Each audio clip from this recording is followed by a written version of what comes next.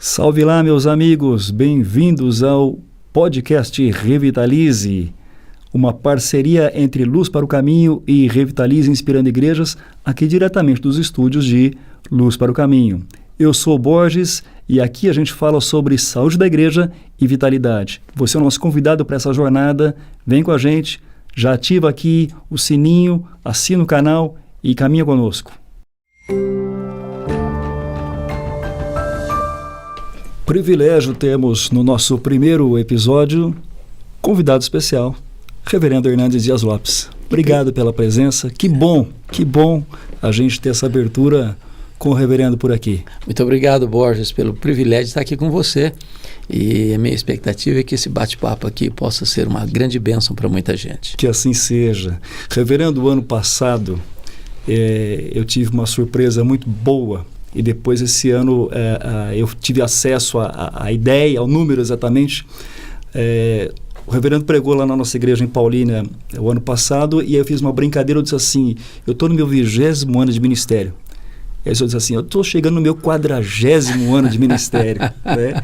E aí esse ano vejo lá 42 anos de ministério. Exatamente, 42 anos. Dia 17 de janeiro de 82, foi ordenado em Bragança Paulista. A propósito, quantas igrejas o senhor pastoreou nesse tempo, nesse período?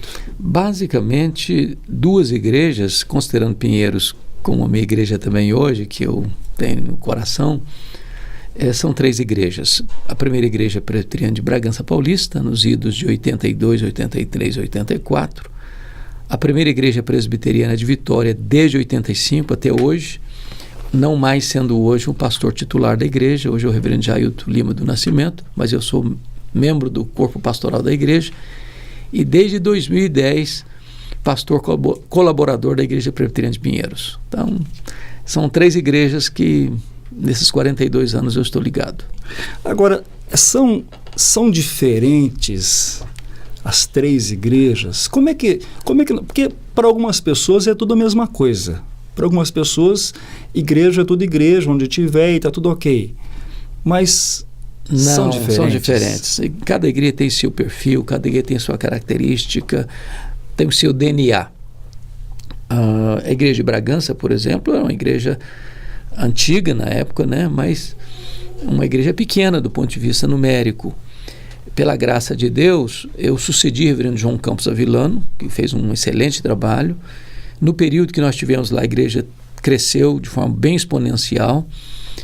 Vitória é uma igreja de porte maior, né, pelo menos na minha relação, comparando com Bragança, uma igreja muito sólida, muito firme, uma igreja muito consistente, uma igreja que sempre teve o perfil de plantar novas igrejas, de investir na obra missionária. E Pinheiros é uma igreja, diria para você, fora da curva.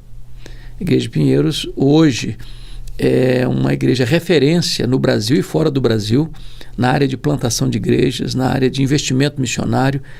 Para você ter uma ideia, ontem nós estávamos lá com os missionários da igreja. A junta missionária da igreja é uma denominação, é uma coisa impressionante. O investimento que a junta missionária de Pinheiros faz é quase o mesmo da denominação. Então é uma igreja muito pujante nessa área, emprega 63% de tudo que recolhe na obra missionária. Ela destina apenas 30 e tantos % para a igreja local. Então, os outros 70% vão para a obra missionária. Obra missionária, Brasil e fora do Brasil.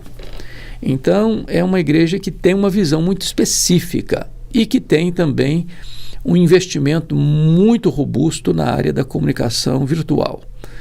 Recentemente foi feita uma pesquisa e a igreja de Pinheiros foi considerada a igreja mais relevante do Brasil na área de mídia social, com maior alcance em mídia social, seja nas mídias sociais, de YouTube, Instagram, Facebook, sobretudo na IPP-TV, que hoje é uma TV 24 horas por dia no ar e uma TV bastante profissional.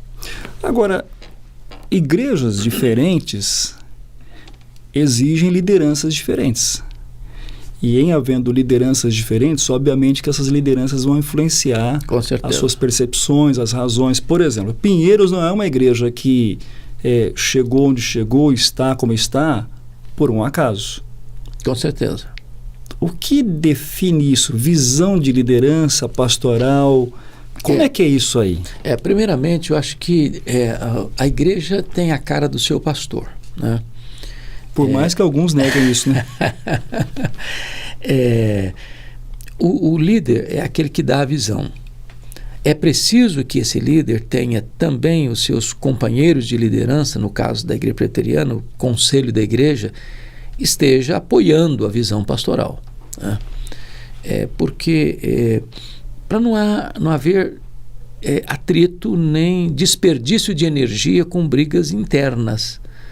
Quando, por exemplo, o pastor tem uma visão, os presbíteros não acompanham a visão do pastor, o embate ali é muito grande. Então, em vez de a igreja avançar, ela fica patinando. Mas se o pastor tem uma visão, os presbíteros acompanham esta visão, apoiam esta visão, dão suporte para que essa visão se torne realidade, a igreja torna-se mais célere, mais rápida, mais eficaz na sua ação.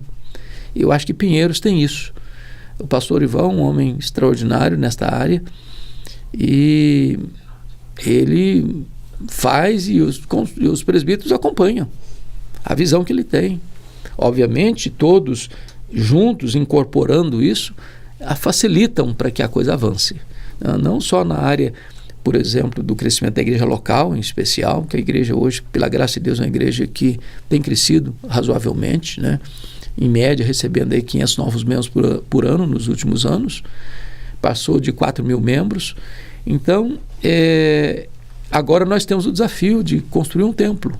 Foi aprovado recentemente na prefeitura a mudança aí do zoneamento, então vai construir um prédio de 16 andares, se Deus quiser, começar esse projeto e avançar. E tem que avançar, varão. A igreja precisa crescer. Eu gosto muito de uma frase do Rick Warren, no livro dele, Uma Igreja com Propósito. Ele disse assim: pergunta errada: o que é que eu devo fazer para a igreja crescer? Pergunta certa: o que está impedindo a igreja de crescer? Então, se a igreja é um organismo vivo, se ela não cresce, tem problema. Tem alguma doença que precisa ser diagnosticada e tratada, resolvida. Então, o que mais angustia a nossa alma, pastor Borges, é ver que, na média, a maioria das igrejas está acomodada. Que nós falávamos aqui nos bastidores. Não quer crescer, não se preocupa em crescer, é manutenção, ministério de manutenção. E não existe isso, porque a igreja é um organismo vivo, ela precisa crescer. Aliás, nós temos que levar o evangelho, e a pregação do evangelho produz fruto. Agora, se não prega, se não tem atividade, se não tem programação, se não tem criatividade, se não tem envolvimento, se não tem agenda, não vai crescer, porque... Então tem muita igreja que está doente. Está doente. Precisa revitalizar. E tem muita igreja que está doente e não sabe disso? Claro, e a pior doença é quando o doente não sabe que está doente, porque ele não se trata, ele não busca recursos para se recuperar. Então, vamos olhar, por exemplo, a igreja de Laodiceia. A igreja de Laodiceia era uma igreja que, aos olhos dela, era maravilhosa. Ela olhava no espelho e dava nota máxima para si mesma, mas estava doente. Aliás, vamos aproveitar Laodiceia, porque Laodiceia era uma cidade maravilhosa, né? Com certeza. Fenomenal. E tinha recursos extraordinários. Riquíssima cidade. Que parece-me que esses recursos faziam parte, talvez, das condições da própria igreja, ou seja, havia a igreja dentro desse cenário, ela estava diretamente envolvida com a realidade cultural, enfim, da cidade. Será que alguns pontos da cidade de Laodiceia, da cultura, cegaram a igreja? Veja bem, você está levantando uma questão para mim muito importante. A igreja, na concepção de Jesus, ela é sal e ela é luz. Os dois elementos são de influência. O sal é uma influência interna, às vezes invisível, mas concreta. A luz é uma influência externa, visível, notória. Então, uma de fora e a outra de dentro. Outra de dentro, exato. Então, o que acontece? É possível, e no caso de Laodiceia foi isso, em vez da igreja influenciar a cidade influenciou a igreja. Então a igreja se acomodou. Por que se acomodou? Primeiro, se você perceber lá, era a cidade riquíssima. A cidade enfrentou um terremoto no ano 46 depois de Cristo, e naquela região metropolitana, Colossos e Herápolis, as duas cidades, Colossos e Herápolis, não se recuperaram. A Laodiceia reconstruiu a cidade sem precisar de dinheiro público.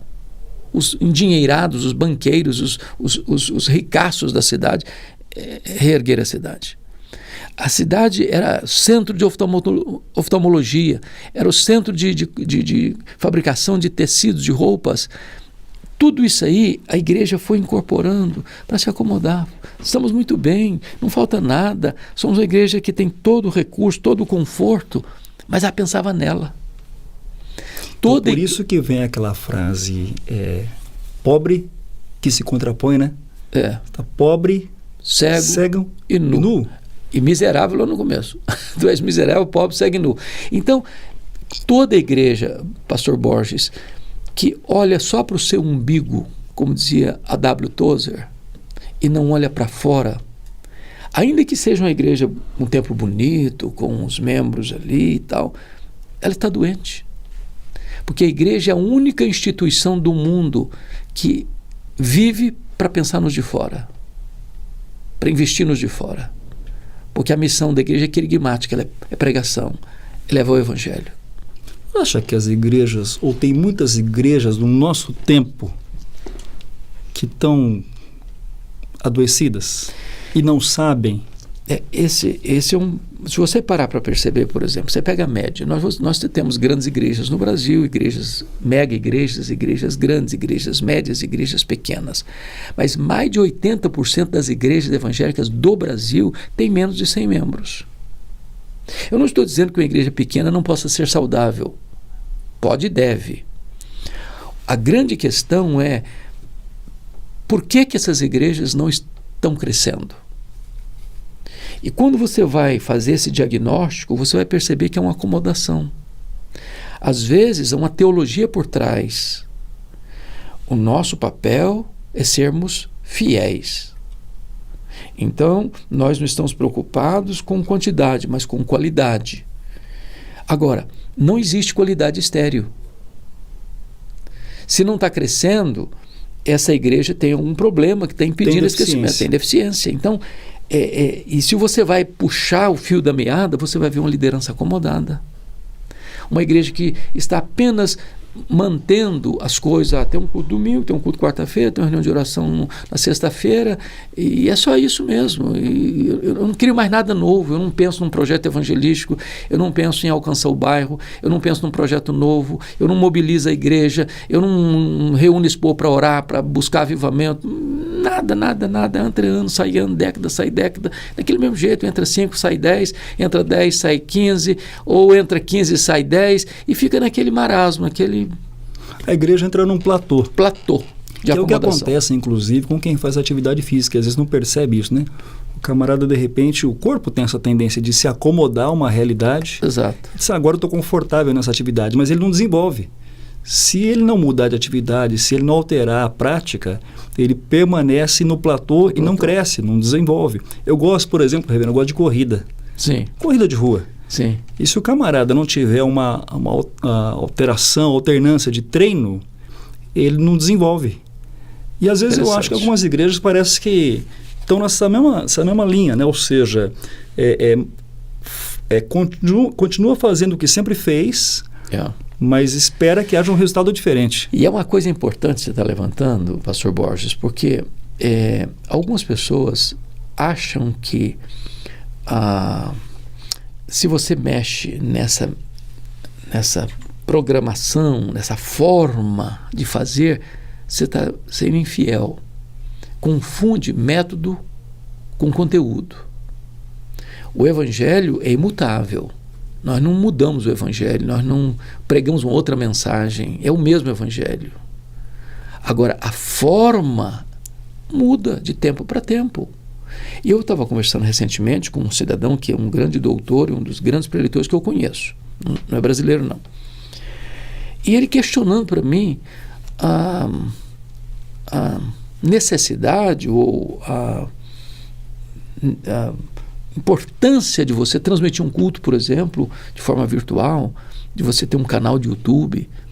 Porque na cabeça dele, se você vai transmitir o culto online, ao vivo, tem gente que não vai querer ir para a igreja, vai querer ficar sentado lá no sofazinho. Eu falei, meu Deus, mas é uma mentalidade muito curta.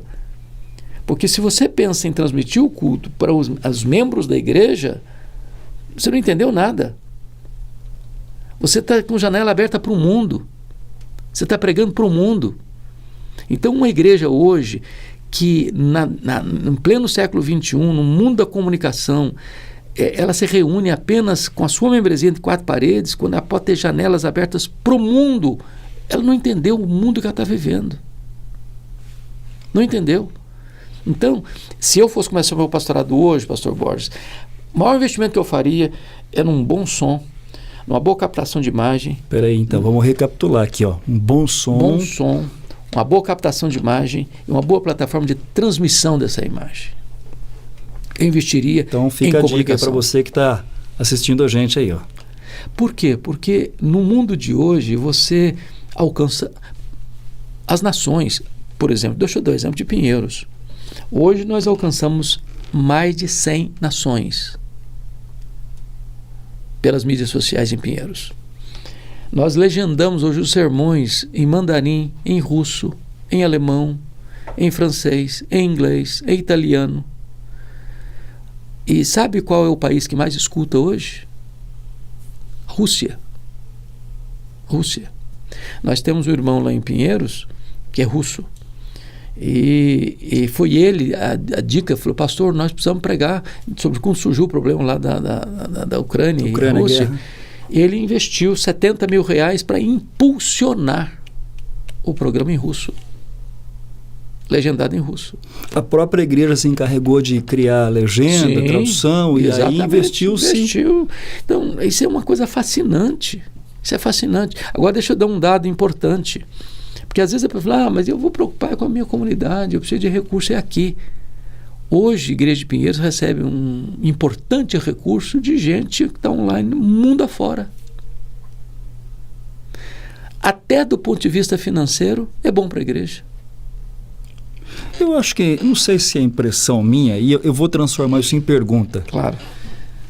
Mas me parece que boa parte das igrejas tem uma preocupação excessiva com os recursos, pensando o que vai faltar. Uhum. Então, olha-se orçamento, planejamento como gasto e não como investimento. Isso é uma crise medonha, de falta de visão. Porque quem não investe não tem resultado. Isso em qualquer área da vida. Por exemplo, você pensa no agricultor. Eu fui criado na roça. Você não colhe se você não planta. Se você planta pouco, você colhe pouco. Agora, se você olha, por exemplo, tem gente que planta milho, arroz, feijão, como os avós plantavam. Vai lá, pega uma cavadeira, finca e tal, pá. Não percebeu que hoje a tecnologia da agricultura avançou. Hoje você planta uma muda de café, se for naquele modo antigo, ia ter uma produção de X. Se você planta uma outra muda, com outra tecnologia, com outra forma, você tem 3X. Então, eu não posso, no mundo de hoje, usar os mesmos métodos que os meus avós usaram, se eu posso avançar. Então, a igreja precisa avançar. Reverendo, nós estamos falando de investimento. Vamos aproveitar o gancho? Vamos embora. A igreja precisa investir em mídia social. Joia. Gostei. Precisa investir nos seus líderes, nos seus pastores. Precisa investir em ministério com crianças. Precisa investir em pessoas, em líderes da própria igreja. Que dicas que o senhor daria para a gente aí? Vamos lá, onde investir? Estamos falando de investimento, então, né? O maior investimento, nós estamos falando de tecnologia, mas o maior investimento é o porque investimento em pessoas. Porque se não investir, não revitaliza. Você precisa investir em pessoas. Ok. Primeiramente, porque máquina não substitui gente. Você não tem máquina funcionando sem gente habilitada, capacitada para manipular essa máquina. Então, capacitação. Por exemplo, você mencionou o trabalho infantil. Se você examinar quais são as marcas das igrejas que crescem hoje, seja dentro do contexto denominacional presbiteriano, batista, assembleiano, uma comunidade, enfim, você vai ver que essa igreja, primeiro, ela tem um púlpito relevante. Então precisa investir no pastor. Boa pregação. Boa pregação. O pastor tem que melhorar. Tem que comprar bons livros, tem que estudar. Tem que estar afiado. Tem que estar afiado. Porque eu conheço, eu visito bibliotecas de pastores, pastor Borges, que me dão uma tristeza. O cara tem uma meia dúzia de livros amarelos lá. E eu fico pensando, meu Deus, esse cara é um fenômeno. Ele está dando uma sopa rala para o povo. Se acomodou. Ele não estuda mais. Então, o ministério pastoral é trabalho. Então, tem que investir numa boa mensagem. Tem um bom trabalho infantil. Hoje, muitos pais de crianças escolhem a igreja A, B, C ou D em virtude do trabalho infantil. E precisa de suporte. Se não tiver boa estrutura, como é que se recebe criança? Como é que recebe criança? Música. Precisa ter boa música. Boa música. Você precisa investir em música. De boa qualidade. Você precisa ter uma boa transmissão. Deixa eu interromper, porque pode. você me lembrar uma coisa interessante. Reverendo Tim Keller tem um texto, um artigo que ele escreveu, já tem muitos anos esse texto, onde ele falava sobre a diferença entre uma igreja de pequeno porte e uma igreja crescente, ou então uma igreja de porte maior. Então ele dizia assim, existem coisas que são aceitáveis numa igreja familiar, mas que não são aceitáveis quando a igreja começa a receber um grande número de visitantes ou ela tem um grande número de membros. Exemplificando, ele dizia o seguinte, numa igreja pequena, pode-se até conviver com determinado tipo de música. Alguém pode até não tocar bem um instrumento, a música pode não ser muito boa, mas uma igreja que está crescendo, ela precisa investir no seu pessoal. Ela precisa desenvolver. Precisa. É isso? É isso mesmo. Quer ver outra coisa? Dentro no contexto brasileiro, eu vejo algumas igrejas que, às vezes até estão num porte já médio, mas com mentalidade de 50 anos. Mentalidade até rural, de certa forma. Por exemplo, eu vejo algumas igrejas, culto da manhã, na escola do Unicão, o fulano fez aniversário, vamos trazer o fulano aqui para orar por ele. Aí tem um aviso que não sei o que. O que acontece? Uma igreja que está querendo crescer, ela precisa parar para pensar que a agenda não pode ser essa mais. O fulano fez aniversário hoje, aniversário de 10 anos de casamento. Aí para toda a liturgia, dá aquela quebra, e leva o cara lá na frente, dá um bombonzinho para ele. Não dá. A igreja, ela é dinâmica, o culto é dinâmico, a pessoa, a coisa precisa acontecer com vida, com entusiasmo, com vigor, com celebração. Então, nós temos elementos na nossa liturgia, nós temos princípios de liturgia, né? É oração, é leitura da Bíblia, é pregação, é os sacramentos, é a oferta. Agora, a maneira de você fazer isso não está escrito. Eu conheço lugar onde a liturgia é tão engessada que se você não for ao culto, você sabe o que aconteceu. É sempre a mesma coisa. É a mesma coisa. Então, a igreja precisa ser dinâmica, ela precisa ser viva, ela precisa transpirar alegria. Isso é contagiante. Contagiante. Eu defendo que na revitalização de uma igreja, e vou só voltar um pouquinho atrás, porque tem um gancho que nós deixamos lá atrás, que a pregação é crucial. O púlpito é crucial na revitalização. Sem pregação expressiva, sólida, não se revitaliza. Não. Estou equivocado? Você não está equivocado, não. Se você olhar, pode fazer uma pesquisa. Toda igreja hoje que está revitalizada e crescendo é até um púlpito relevante. Quando eu digo púlpito relevante, eu estou dizendo de um púlpito fiel, mas não é só fiel, relevante também. De uma mensagem consistente, de uma mensagem bem estudada, de uma mensagem apresentada com vigor, com entusiasmo. O que é relevante para o senhor, reverendo? Relevante é quando esta verdade ela vem com força, com vigor, no poder do Espírito Santo de Deus. A ortodoxia é boa, já disse alguém, insubstituível, mas a ortodoxia morta mata. Há muita ortodoxia hoje que ela vem com linguagem apática. A pessoa chega ali, parece que dá vontade de desanimar da vida. Então, é preciso que essa mensagem também seja prática para a vida. O camarada precisa conhecer a Bíblia, conhecer o povo, conhecer a cidade, conhecer a cultura e usar todos esses elementos para que essa mensagem tenha boa aplicação. É por isso que eu gosto de pregações positivas. Você lê o texto, você explica o texto, você aplica o texto. Eu lembrei você estava falando, lembrei do Abraham Kuyper, né? Uhum. Porque quando ele começa o ministério, ele não acredita, né? E aí a igreja que ora, na verdade ele nem convertido não é. E a igreja ora por ele, ele se converte, e quando ele tem esse encontro, essa transformação, aí a mensagem faz sentido, o que ele prega faz sentido. É. E aí agora ele tem uma visão nova da presença de Deus por meio da exposição das Escrituras, né? Ou seja, não há como desvencilhar a pregação da revitalização. Não tem como. Mas existem outros elementos. Então, primeiro, número 1, essa é a questão da pregação. Depois é permitir que esta pregação, que é fiel e relevante, alcance mais gente através desses instrumentos que nós estamos falando. Dessas portas abertas. Mas tem outros elementos, por exemplo, uma boa recepção.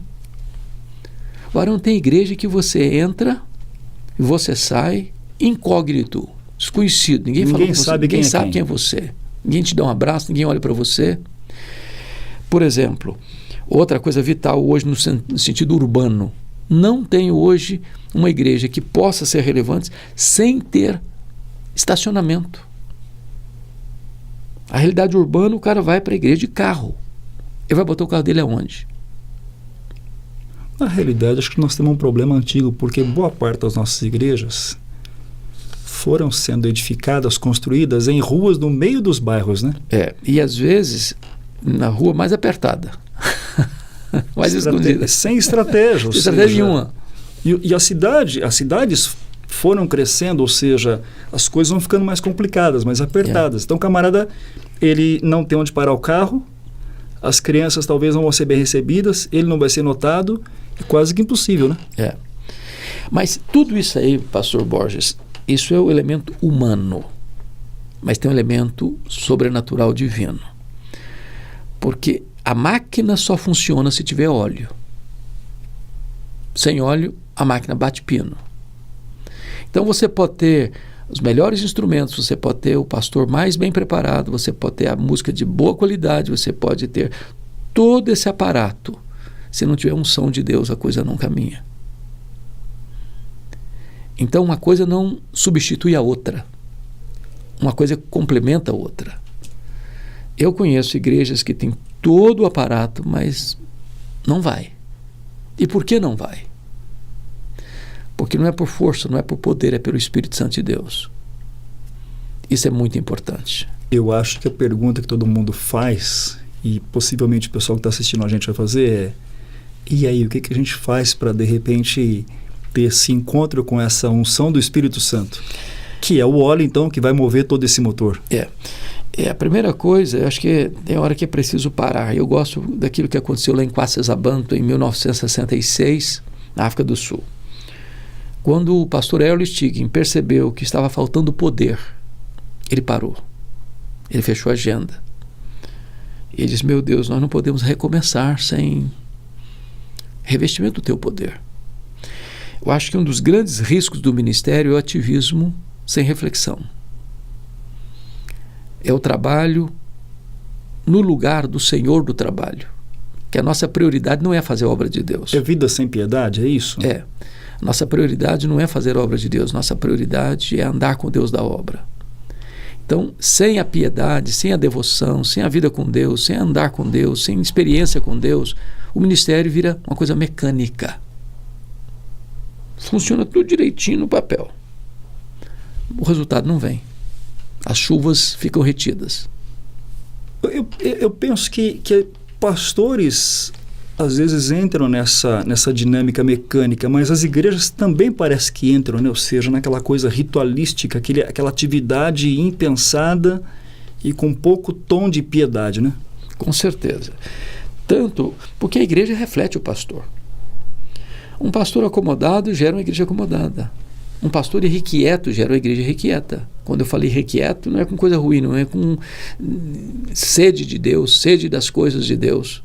E aqui tem muita gente que diz: não, mas isso é um perigo. Olha, gente, o ponto é, eu não quero ir 1 centímetro além das Escrituras. Eu não quero ficar 1 centímetro aquém das Escrituras. Tem muita gente que tem medo Eu não preciso ter medo se eu estou pautado nas Escrituras. Deus pode fazer o extraordinário e faz. E talvez a nossa palavra aqui, pastor Borges, dentro desse assunto tão vital que revitalize, conclamar os nossos colegas pastores das mais diversas denominações que estão aqui nos assistindo para repensar um pouco, para voltar ao primeiro amor, para dizer, meu Deus, eu não quero ter um ministério árido, eu não quero me conformar com isso. O Senhor podia fazer algo novo. E a limitação nunca está em Deus, está em nós. Se tivermos vasilhas vazias, o azeite vai jorrar. E vai jorrar. Se a perspectiva humana for medíocre, o ministério será medíocre por falta de unção da presença do Espírito Santo. Com certeza. Colegas que por vezes abandonaram a vida de oração, a vida do tempo com o Senhor, do temor, igrejas consequentemente refletem isso, aí não revitaliza. Não revitaliza. Se conforma, engessa e pior, não percebe que está doente e vira uma igreja de Laodiceia. Estou rica e abastada e não preciso de coisa nenhuma. E o Senhor olha e diz, estou sentindo náuseas e você nem sabe que você é infeliz, miserável, pobre, cego e nu. É triste um diagnóstico desse. Reverendo, se pudesse haver, e eu acho que há, uma dica que você daria para quem está buscando a revitalização da sua igreja. Só vale uma, não valem duas. Não vale duas, não? Vamos lá. Então, um conselho. Eu vou dar um conselho. Busque visitar 5 igrejas. Aqui no Brasil, se for fora do Brasil, a pessoa vai procurar lá. 5 igrejas que estão crescendo saudavelmente. Vai lá. Você nem avisar o pastor que você está visitando. Vai lá, senta lá. Fica de olho. Coração aberto. Aprenda. Nós podemos aprender uns com os outros. Eu quero saber por que aquela igreja está avançando. Meu Deus, o que está acontecendo? O que eu estou fazendo? O que eles fizeram lá? O que aconteceu? Deixa eu dar um exemplo para exemplificar essa dica. Eu tenho um amigo, eu não vou falar nem o nome nem a denominação, para não constranger. Ele chegou para começar o ministério dele, numa capital brasileira, uma igrejinha pequenininha, num bairro muito carente, e ele orou a Deus, meu Deus, eu queria alguma coisa maior que isso. O Senhor tem poder para fazer muito mais. Então me dá uma orientação, me dá uma dica, me dá uma luz. E ele resolveu viajar e conhecer as maiores igrejas do mundo. Foi para a Ásia, foi para a África, foi para a América. Sentava lá na galeria, ficava olhando. Esse pastor voltou com o coração inflamado, aquecido, e começou a comprar as casas ao redor do templo. Ele comprou 37 casas. Hoje ele tem uma igreja de mais de 20 mil membros. Um templo que comporta 8 mil pessoas. Uma igreja viva. É preciso sonhar. É preciso sair do comodismo. O coração aqueceu e os olhos abriram. O coração aqueceu, os olhos abriram. Os pés se tornaram velozes e os lábios se abrem. Quase a visão de Neemias. Veja como estamos. Vamos, façamos. Então, meu conselho é esse. Se você está sentindo isso, dá uma olhadinha no que está acontecendo de bom. Porque Deus está fazendo coisas tão lindas, tão lindas, tão lindas. E eu posso aprender. A gente tem que ter humildade de aprender uns com os outros. Nenhum de nós sabe tudo.